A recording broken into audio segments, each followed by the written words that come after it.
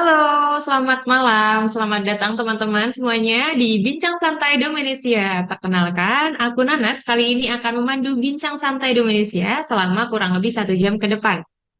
Nah, sebelumnya aku ucapkan dulu terima kasih untuk teman-teman yang sudah bersedia meluangkan waktunya untuk hadir di Bincang Santai Dominesia pada malam hari ini ya. Aku mau infokan dulu nih, kalau Bincang Santai Dominesia ini adalah acara pertama dari Dominesia yang mempertemukan komunitas dengan minat yang sama dengan teman-teman. Jadi, eh, acara ini tujuannya tentu saja untuk berbagi insight, tips-tips praktis antar komunitas, dan tentu saja untuk menambah pengetahuan bagi teman-teman yang baru bergabung. Nah, malam kali ini kami mengundang Cabaca, platform penyedia akses baca novel digital dan komunitas SEO Indonesia. Topik bincang santai kali ini kita akan membahas tentang dari ide ke narasi, strategi bercerita, dan SEO di platform digital. Nah, buat teman-teman yang mau bertanya seputar topik tersebut, silahkan ajukan pertanyaan melalui kolom chat. Mungkin tanpa berlama-lama lagi ya, aku mau menyapa dulu pembicara kita dari Cak Baca dan komunitas SEO Indonesia untuk bergabung ngobrol bareng. Udah masuk belum ya? Oh, sudah. Di sini telah hadir Kak Fatima. Beliau merupakan project manager di Cak Baca dan Kak Farid yang merupakan co-chairman dari komunitas SEO Indonesia. Halo Kak Fatima, halo Kak Farid. Halo, halo, selamat siang Kak Nanas dan teman-teman yang join malam hari ini. Halo Kak Halo. Fatima. Halo Kak Farid. Nah, malam hari ini kita akan berdiskusi strategi bercerita dan SEO di platform digital. Tapi sebelum mulai, kayaknya aku mau tanya-tanya sedikit Fatima dan Kak Farid. Aku mulai dari Kak Fatima dulu kali ya. Kak Fatima, halo Kak. Halo, halo Ini kan Kak Nanas. Kak Fatima dari Cabaca nih. Kayaknya kemarin ada beberapa yang udah bertanya-tanya, Cabaca itu Hmm? apa sih Kak? Gitu. Boleh diceritain nih Kak? Oke, oke. Selamat malam Kak Nanas dan teman-teman. Ada yang udah pernah pakai Cabaca atau install? Atau ini malah baru pertama kalinya teman-teman tahu Cabaca? Oke, Cak Baca ini adalah platform baca novel online dan sejak pertama kali rilis Cak Baca itu memang yang membedakan Cak Baca dengan platform lain adalah Cak Baca menghadirkan kurasi. Jadi novel-novel yang tersedia di Cak Baca itu sudah diseleksi oleh tim editor, ada proses editorialnya juga, dibuatin cover juga semacam jadi semacam penerbit mayor tapi kita hadirnya secara online. Kayak gitu.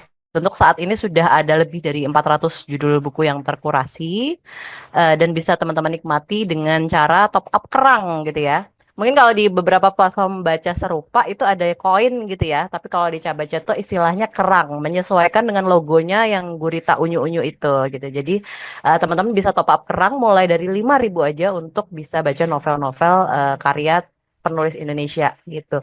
Selain baca, teman-teman juga bisa banget nulis novel di Cabaca karena memang sudah diwadahi, sudah ada fiturnya juga untuk upload atau nulis langsung di Cabaca. Sekalian teman-teman juga bisa eh, tes seberapa banyak sih yang suka sama ceritaku ini gitu. Upload aja sebanyak-banyaknya di sana. Kemudian nanti kalau ternyata oh ada yang berhasil, kayaknya ini akan aku misalnya ajukan eksklusif nih. Aku mau dong dapat kontrak dari Cabaca biar terbit eksklusif gitu kan. Atau bisa juga dengan monetisasi mandiri. Mungkin nanti aku akan spill detailnya agak-agak akhir kali ya Kak Nanas. Kayaknya itu dulu di apa penjelasan sekilas tentang Cabaca. Oke, itu tadi sekilas Hmm. penjelasannya. Jadi kalau buat teman-teman yang masih penasaran, kita tunggu spill-spillan dari Kak Fatimah selanjutnya ya. Oke, kita kenalan sama speaker kedua kita, Kak Farid. Halo Kak. Kak Farid ini dari komunitas SEO Halo. Indonesia. Kak Farid, boleh nih diceritakan juga tentang apa sih itu SEO dan komunitas SEO Indonesia sendiri? Kalau untuk komunitas SEO sendiri, itu sebenarnya kita beranjak dari para praktisi SEO Indonesia.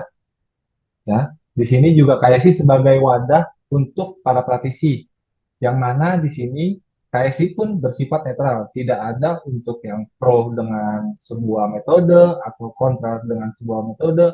Di sini netral dan kita belajar semuanya di KSI untuk bersama-sama juga. Gitu. Ini sudah tentang KSI-nya. Oke, itu tadi sedikit penjelasan tentang SEO dan komunitas SEO Indonesia. Buat teman-teman yang mau join, tunggu caranya gimana kita kasih tahu, tapi di akhir acara. Jadi jangan lupa stay tune terus ya. Oke, setelah kita kenalan, mungkin langsung masuk ini ya, sesi aja kali ya. Ada banyak pertanyaan nih, tapi pertanyaan pertama ini aku ajukan ke Kak Fatimah nih Kak. Udah ada yang tanya. Jadi gini Kak, sebagai penulis Mm-mm. pasti ada masa bingung nih mau nulis apa, dari mana, gimana cara nulisnya. Apalagi ide cerita yang menarik tuh kayak apa sih gitu kan. Mungkin boleh dong Kak di-share tips memilih ide yang menarik dan langkah-langkah apa aja untuk menemukan dan mengembangkan ide tulisan tersebut Kak. Oke, oke, baik. Terima kasih pertanyaannya, Kak Nanas. Itu memang satu ini ya, satu pertanyaan mendasar kalau mau jadi penulis gitu kan. Jadi gini, teman-teman, sebenarnya mungkin yang bercita-cita menjadi penulis, mungkin nggak cuma satu dua orang, mungkin banyak banget orang yang menulis di dunia ini gitu. Bahkan dengan kemudahan teknologi tuh kita bisa dengan mudahnya menulis kapanpun dan dimanapun, ya kan? Mau nulis di Instagram, tinggal ketik-ketik, upload, jadi selesai. Mau nulis status WA, walaupun yang baca hanya misalnya 500 kontak, itu juga nulis loh, terhitung nulis. Makanya ada seorang ahli marketing yang dia bilang di bukunya itu everybody writes. Di zaman teknologi sekarang itu nggak ada orang yang nggak nulis, semuanya nulis. Mungkin bisa bantu di next ya, eh, operator. Ya, jadi karena kita dipenuhi dengan banyak konten digital, banyak sekali orang yang ingin melakukan hal serupa dengan kita, maka sebenarnya seorang penulis itu memang butuh strategi nih, teman-teman. Nggak bisa cuman asal nulis aja kayak teman-teman misalnya menulis di buku diary gitu, beda gitu. Itu butuh strategi. Dan nah, bagaimana caranya supaya kita menulis dan ada yang baca ya, bukan nulis untuk diri sendiri, itu ada caranya. Bisa next-next aja langsung ke poinnya aja yang next. Ya, yang pertama tentunya yang tadi Kak Nanas tanyain adalah gimana caranya kita tuh menghadirkan cerita yang unik. Next, gitu. Yang pertama adalah tadi kalau teman-teman baru banget mau coba nulis novel, nulis cerita. Yang pertama itu adalah kita coba deh pakai what if formula. Ini adalah formula yang klise, jadul gitu ya, tapi itu masih bisa berlaku gitu sampai kapanpun juga gitu. Mungkin J.K. Rowling kalau dia nggak mikirin apa namanya bagaimana jadinya jika penyihir itu ada sekolahnya, mungkin nggak bakal ada tuh cerita Harry Potter. Mungkin nanti teman-teman bisa tuh juga bisa berangan-angan what if berseandainya seandainya yang lain gitu misalnya bagaimana jika ternyata hari ini hujannya itu turunnya duit bukan air gitu. Itu bisa jadi cerita. Jadi itu bisa dimulai dari situ dulu. Kemudian kalau sekarang sudah canggih zamannya kita juga bisa ada bantuan AI gitu. Ini mungkin jadi perdebatan ya karena beberapa waktu lalu sempat ada kayak apa tuh namanya pro dan kontra juga tentang penggunaan AI dalam menulis. Tapi kalau aku pribadi nih, gitu ya, aku pribadi tuh menganggap AI itu sebagai tools kayak kita menggunakan alat bantu aja gitu. Jadi misalnya teman-teman mau menulis novel keluarga misalnya, tapi nggak tahu nih harus mulai dari mana, harus mulai bikin konflik yang kayak apa. Coba aja nge-prompt di AI. Aku ingin menulis novel keluarga dengan karakter utama umur sekian dan konfliknya begini-begini, tolong buatkan outline. Itu nanti bisa AI langsung generate banyak. Nah, nanti outline itu bisa digunakan sebagai pengembangan atau development cerita berikutnya, kayak gitu. Terus AI ini tuh apa ya? Mungkin kalau sekarang nih mungkin nulis nulis puisi pakai AI jelek gitu ya. Mungkin tapi bisa jadi suatu suatu saat nanti bisa jadi AI nulis puisinya udah bagus gitu. Who knows gitu. Dan bahkan pada satu kesempatan aku pernah ngobrol dengan teman-teman platform lain juga gitu ya.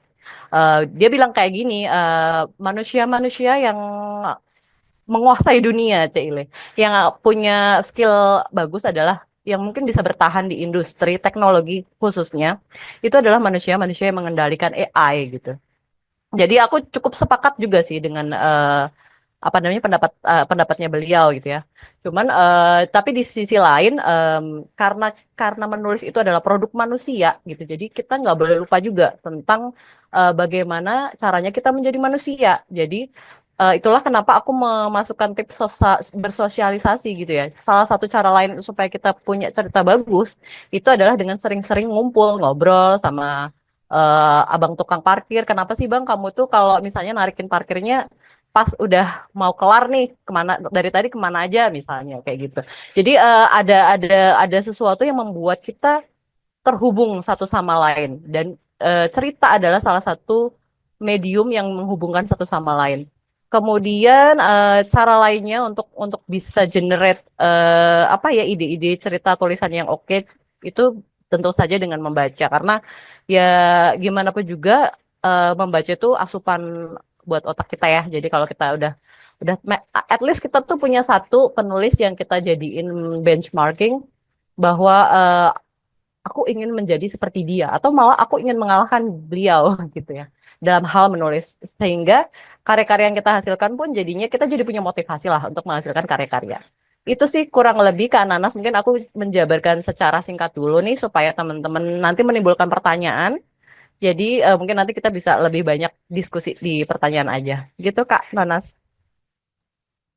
Oke, ini cukup menarik tipsnya dan itu jujur juga bermanfaat untuk aku karena aku juga sering nulis nih Iya.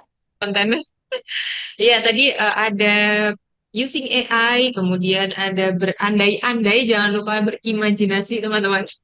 Kemudian dan bersosialisasi, karena mau gimana pun kan kita menulis tentang interaksi manusia gitu ya, Kak ya. Betul, betul.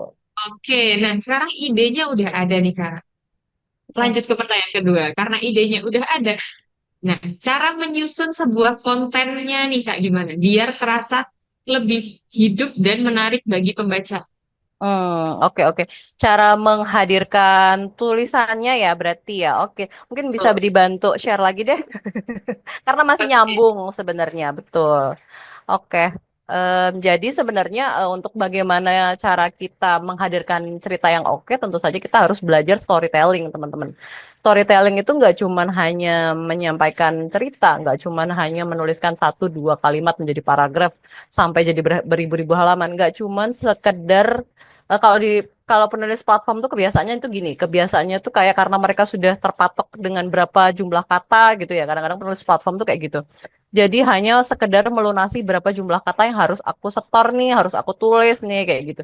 Tidak, menulis cerita itu lebih dari itu. Storytelling itu yang disampaikan adalah makna. Apa sih pesan? Pesan apa yang mau kamu sampaikan melalui eh, ide tersebut? Mungkin teman-teman bisa lihat ya dari satu gambar ini gitu. Kira-kira ada yang tahu nggak? Itu gambar apa? Itu si bapak ngapain? Terus si gadis ngapain gitu? Bercerita. Kita melihat dari secara apa namanya? Secara gampangnya dulu ya gitu. Mungkin bisa next aja Kak operator. Ya, itu dari gambar itu teman-teman nanti bisa membuat berlatih sih gitu. Oke, mungkin aku kasih waktu 2 detik. Ya, intinya tuh gitu. Mungkin dibaca sekilas aja dari gambar tadi. Itu ada 2 tipikal tulisan yang biasanya teman-teman di tim Cabaca tuh temuin gitu ya. Ada tipikal yang nomor 1 dan ada tipikal yang nomor 2. Kalau teman-teman sendiri ngerasa lebih nyamannya baca yang nomor 1 apa nomor 2 nih? Yap, betul. Nomor 1 itu adalah sebenarnya adalah cuplikan novelku. Jadi secara tidak langsung aku promosi novelku sendiri bisa dibaca di Cabaca, judulnya Mary My Daughter. Em, itu memang apa ya? Kalau kalau kita baru pertama nulis nih, kita nggak akan mungkin serta-merta bisa langsung ke nomor 1. Pasti akan ada saat-saat di mana kita nulisnya ala-ala nomor 2 dulu nih. Jadi nulis-nulis draft kasar gitu. Nah, nanti kuncinya apa? Kuncinya ya di percobaan berkali-kali, di jam terbang, dengan berlatih berkali-kali juga gitu. Nah, kalau aku sih kasih tipsnya adalah teman-teman untuk yang baru pertama kali menulis cerita, menulis novel, yang pertama itu adalah menulis jelek dulu. Jadi ya udah nulis jelek dulu aja kayak nomor 2 ini nggak apa-apa. Nulis jelek. Yang penting moodnya terjaga ya. Biasanya kan kalau penulis novel kadang suka moody gitu kan. Habis itu nanti baru diedit setelahnya. Karena kayak yang Ernest Hemingway juga pernah bilang juga kan, every first draft itu juga is a shit gitu kan. Jadi menulis jelek dulu saja, yang penting selesai. Lalu kemudian teman-teman bisa olah kembali, entah itu narasinya, entah itu kata-katanya, peletakan dialognya, ataupun yang lain-lainnya itu bisa diatur kemudian. Tapi memang sekali lagi penjabaran tentang storytelling ini nggak akan bisa selesai dalam waktu singkat atau dalam event ini ya Kak Nanas ya. Mungkin next time kita kalau ada kesempatan lagi bisa bikin event lagi khusus untuk storytelling. Gitu Kak Nanas. Oke, cukup cukup menarik ya. Ternyata ini adalah novel punya Kak Fatima sendiri ya. Iya. Spoiler. Gak apa-apa, bagus. Oke, oke. Kata yang bagus.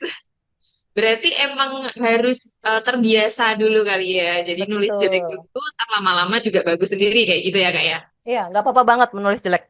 Nggak apa-apa banget. Oke, sebuah insight yang menarik.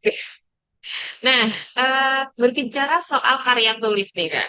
Cabaca itu kan merupakan platform yang terbuka untuk teman-teman yang suka nulis. Bahkan bisa langsung bergabung dengan daftar akun aja gitu kan kak.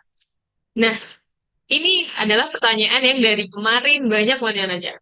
Mm-mm. Cabaca tuh bisa dimonetisasi nggak sih kak? Oke, oke. Ya, betul.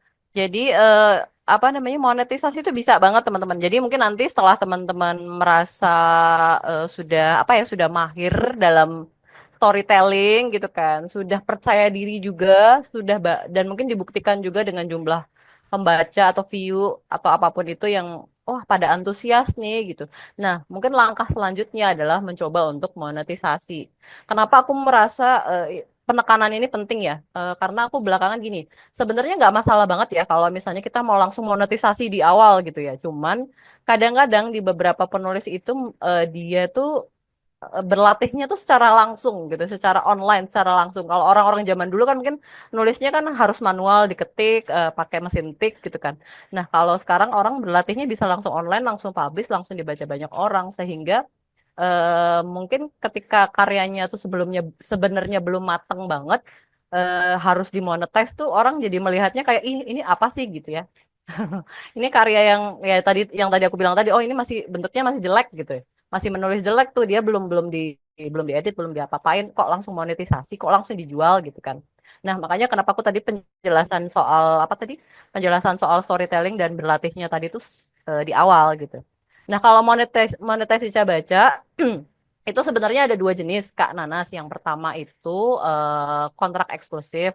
Kontrak eksklusif itu jadi teman-teman nanti bisa ajukan eksklusif di Cabaca.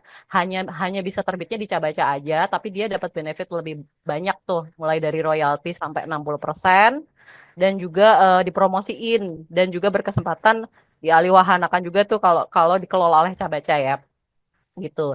Nah, tapi sekarang Cabaca menghadirkan fitur baru nih untuk teman-teman yang mungkin tidak begitu tertarik dengan eksklusif, merasa cukup percaya diri bisa menghandle semuanya sendiri, all in one gitu ya.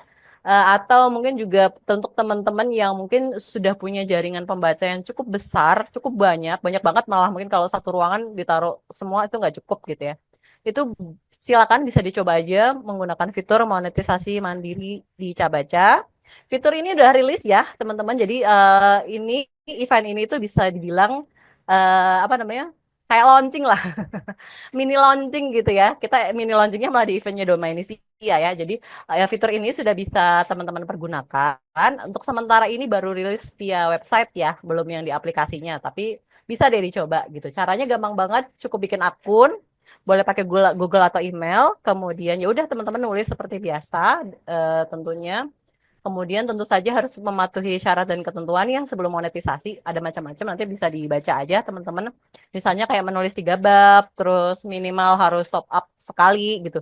Kenapa ada syarat top up? Baca-baca itu supaya teman-teman tuh at least sebelum menulis tuh ya explore dulu lah tulisan-tulisan apa yang disukai baca, dan itu kan butuh modal ya, butuh kerang kan tadi yang aku bilang di awal. Jadi kenapa ada syarat itu? Kemudian juga setelah itu nanti tinggal diklik monetisasi aja, udah deh bisa dapat royalti 60% dan juga bisa dapat penghasilan setiap bulannya. Kayak gitu kan Nanas. Oke, menarik banget. Nah, ini buat teman-teman tadi yang tanya-tanya untuk monetisasi udah dicatat belum? Jangan lupa dicatat ya. Oke, itu tadi juga penting soalnya ya tentang monetisasi karena kan kita tuh bikin karya ya yang ya minimal diapresiasi lah gitu. Nah, Betul, tapi betul. berarti untuk memonetisasi karya, penulis kan harus memiliki skill menulis gitu kan. Kemudian kita harus juga punya strategi promosi biar banyak pembaca yang tertarik beli karya tersebut gitu kan Kak Fatimah ya. Iya, betul. Nah, di era digital ini banyak banget cara untuk promosi nih. Seperti yang Kak Fatimah tadi bilang, kan siapa tahu udah punya masa yang banyak nih. Biasanya kan ada yang punya sosmed dengan followers banyak, mungkin bisa dipromosin di situ gitu kan. Kayak Instagram, TikTok, bahkan salah satunya tuh bisa dengan WordPress. Buat teman-teman blogger tadi yang eh, lebih suka cerita di blog, ini bisa banget dimanfaatkan gitu. Nah, dengan memanfaatkan WordPress ini untuk promosikan karya Cabaca itu bisa banget membantu penulis untuk membangun audiens lebih luas dan lebih banyak gitu. Nah, ngomongin tentang WordPress nih, supaya kita lebih jelas. Ini kan masuknya nanti ke SEO nih. Nah, kita akan tanya ke Kak Farid dari komunitas SEO Indonesia. Gimana nih pendapat Kak Farid dengan WordPress yang dijadikan salah satu promosi kreatif untuk promosi cerita yang ditulis di platform Cabaca? Boleh Kak, pendapatnya gimana nih Kak? Oke, terima kasih. Untuk mempromosikan yang kita baca dengan WordPress kita, itu bisa dengan tulisan.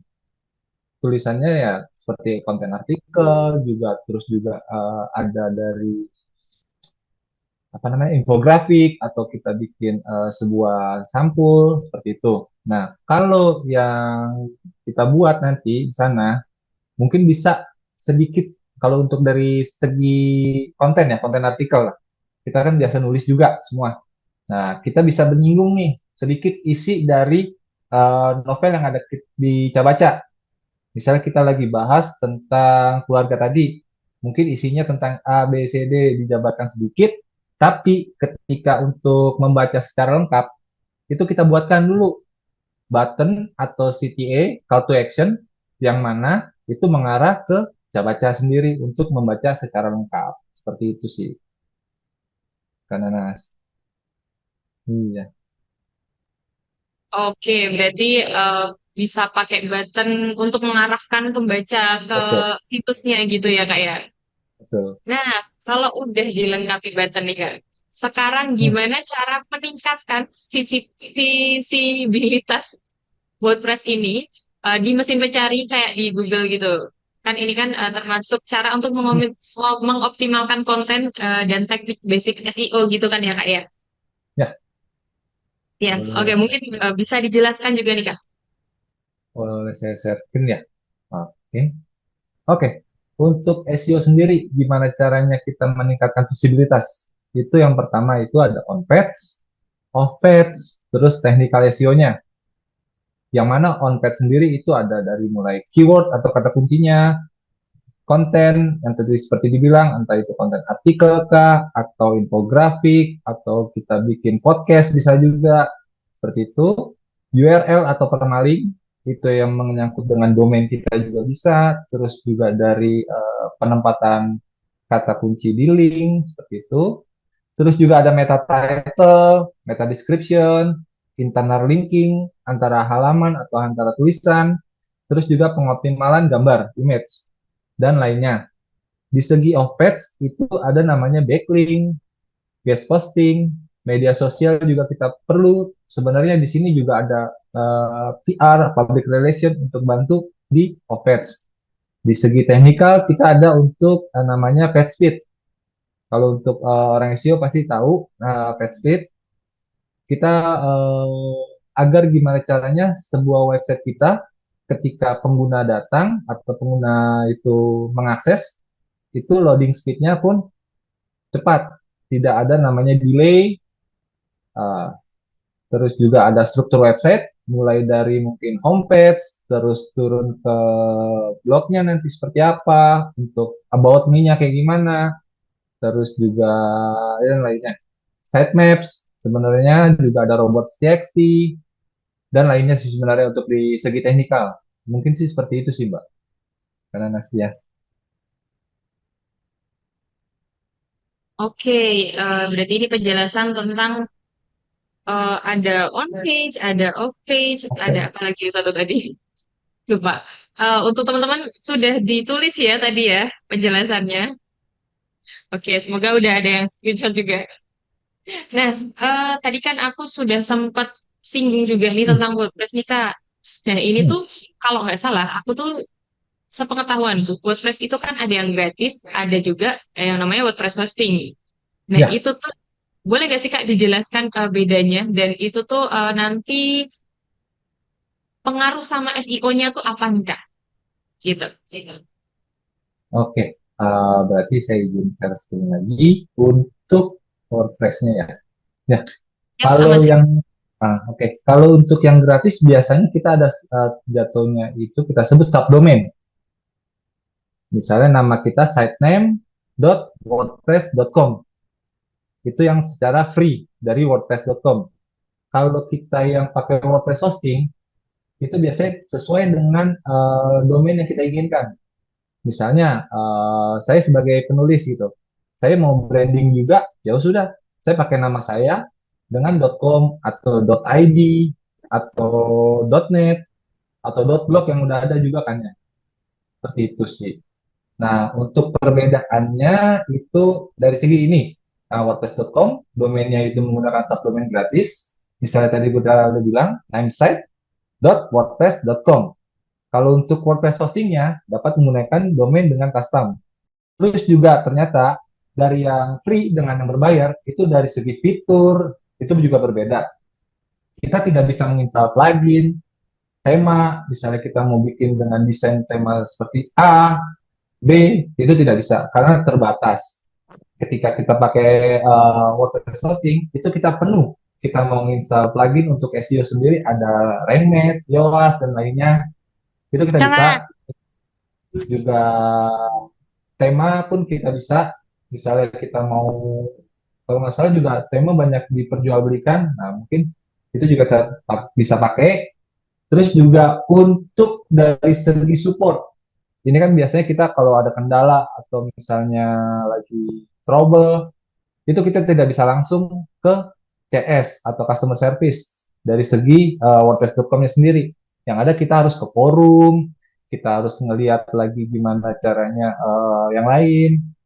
Nah, sedangkan kalau kita berbayar, itu misalnya kita taruhlah, kita beli WordPress hostingnya di Dominesia, ya kan? Di sana juga ada live chat, di sana ada telepon, kita juga bisa mengirimkan tiket kepada customer service. Seperti itu sih, Mbak. Untuk dari perbedaan antara yang free dengan yang berbayar. Oke, berarti itu lebih ke fitur dan pelayanannya juga gitu ya Kak ya? Betul. Berarti kalau blog WordPress versi gratis itu lebih memiliki keterbatasan kayak tadi nggak bisa masang plugin dan tema dari pihak ketiga juga Ya, mengandung subdomain nih. Jadi kayak contohnya penulis cabaca.wordpress.com. Nah, betul. ini kan biasanya kurang maksimal tuh teman-teman. Kadang orang yang baca ada WordPress-nya atau mungkin Blogspot kalau dulu ya, itu kan kurang apa ya, kurang trusted kayak gitu kayak. Nah, mungkin Betul. supaya lebih maksimal, teman-teman bisa menggunakan layanan WordPress hosting. Meskipun berbayar, dengan WordPress hosting ini teman-teman juga bisa menerapkan basic SEO yang udah disampaikan Kak Farid barusan. Dan yang pastinya akan memiliki domain sendiri tanpa embel-embel. Yang tadinya penuliscabaca.wordpress.com jadi penuliscabaca.com. Kelihatan profesional gitu ya. Ya. Oke. Nah, Kak Farid nih, ada nggak sih tips perlu dipersiapkan, terutama untuk teman-teman blogger dan penulis nih, dalam memilih WordPress hosting? Oke, kalau saya pribadi ya, untuk memilih sebuah WordPress, karena kan saya juga ada beberapa klien juga yang pakainya base-nya juga WordPress, itu yang pertama saya lihat pasti apakah dia unlimited iNotes, itu juga penting. Terus juga untuk bandwidth, itu apakah dia unlimited? Karena kan ada yang cuman berapa giga atau berapa MB, itu kan juga berpengaruh untuk secara page speed dari website tersebut. Seperti itu. Terus juga apakah dia ada SSL, sertifikat, karena untuk keamanan juga pengguna. Terus juga kalau saya sendiri pasti pertama juga dilihat dari segi light speed. Apakah juga support untuk light speed-nya? Karena kita tahu WordPress kita gabungkan dengan pakai CDN juga, Content Delivery Network-nya juga lumayan. Terus juga kalau saya, oh iya, control panel, lupa saya. Control panel, cPanel, ada cPanel juga ada apa lagi ya? Tapi ya saya biasanya pakai cPanel, nah, itu kelebihannya mungkin yang lain. Tapi kalau saya biasa sendiri pasti saya pilih cPanel karena apa? Untuk segi saya sendiri itu lebih mudah, lebih simple. Jadi tinggal buka, kita akses cPanel-nya, semua yang kita butuhkan itu sudah ada. Seperti itu sih. Oke, itu tadi adalah beberapa yang harus di notes dari Kak Farid. Mungkin aku mau menambahkan nih Kak sebagai Dominesia dari sisi Dominesia nih. Jadi Hmm. buat teman-teman bisa pakai hosting WordPress Dominesia karena diformulasikan secara khusus untuk menunjang performa situs berbasis WordPress. Kita ada fitur WordPress Accelerator dan Lightspeed Web Server. Nah, dengan fitur ini website teman-teman nanti bisa diakses lebih cepat. Jadi bikin pengunjung itu jadi lebih nyaman untuk mengunjungi website teman-teman. Kemudian tadi sempat disinggung soal Large Panel. Paket hosting WordPress Dominesia ini memiliki fitur panel kontrol yang mudah digunakan karena tersedia banyak tema WordPress dan juga plugin gratis. Dan yang paling penting adalah hosting WordPress di Dominesia ini punya bantuan CSPS 24 jam, bukan bot. Jadi teman-teman Dominesia itu selalu siap untuk bantu teman-teman, mau jam berapapun, mau jam 2 pagi, habis tahajud juga bisa, habis subuhan pun kita akan jawab teman-teman kendala atau mungkin pertanyaan-pertanyaan teman-teman yang kurang tahu dan membingungkan kayak gitu. Jadi jangan apa ya, khawatir tentang CSTS di Indonesia karena udah terbukti paling mantap gitu. Itu sedikit apa ya, promosi dari Indonesia ya Kak ya. Oke, terima kasih banyak sebelumnya buat Kak Fatimah dan Kak Farid untuk sharingnya. Semoga teman-teman di sini juga bisa mendapatkan ilmu dan insight yang bermanfaat. Ini aku mengambil kesimpulan dulu ya untuk pertanyaan dan jawaban yang tadi.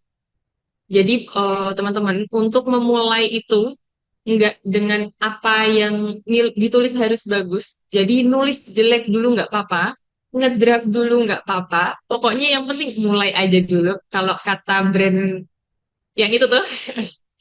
Nanti setelah itu pastikan ada revisi, terus nanti bisa kita belajar lagi, diterapkan lagi, ada strategi storytelling baru yang udah disampaikan sama Kak Fatimah tadi.